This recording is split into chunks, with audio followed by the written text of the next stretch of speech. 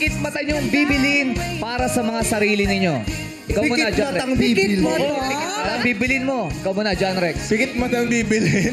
Siguro Andes. Andis! Oh, bakit pikit mata? Para kanino ba yung underwear na bibilin mo? Sa akin. Sa'yo. Gaya ng mga Kailangan mo ba talaga? Kasi Kasi- mahal yung bibili niyang Andy. Oo. Sa bagay kasi may mga mahal na underwear, di ba? Yeah. Yung matagal mo nang gustong bilhin, kaya lang nagtitipid ka. Pero this time, Pikit mata nagkasusan niyang mo na. bibili. Yun kasi yung gamit na gamit na hindi nakikita ng tao. Yes. Ikaw, JM. Ako po yung kauli-ulang 500 ko sa wallet, pang Noche Buena talaga. Kasha! Pikit Kahuli-huli. mata mong gagastusin. Yes. Sino ba makasama mo magno-Noche Buena ngayon? Family ko lang, mother and father ko lang po. Kumpleto kayo? Kompleto po. Ay, sarap. Sarap. Ikaw, sino ba kasama mo magno-Noche Buena? Ganun din. Pamilya ko, mga ate ko. Oo. Hello sa inyo, mga ate ko.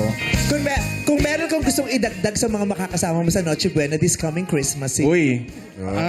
mamimili ka lang, MC Lassie. Ayun o, ayun na, ayun o. Bakit yun? Pwede ko lapitan? Oh, Nako, lugisin. Ay, talaga? Ay, nag-bless ka. Nag-bless eh. Uy, di pa luto tong leche plan. Ay, sorry. Nakita mo yung ilalim, may mga pula-pula pa. Kuya, lapit. Kuya, lapit. Ang lapit. Nagalit. Uy, first time nagalit si Alapit, Lassie. Lassie, pinili ka ni John Roy. Natutuwa kasi ako kay, kay Miss Lassie. Oh. Natutuwa talaga ako. Tumapas ko to sa'yo. Anong aginaldo mo rito? Ako na bahala sa Noche Buena mo. Yun!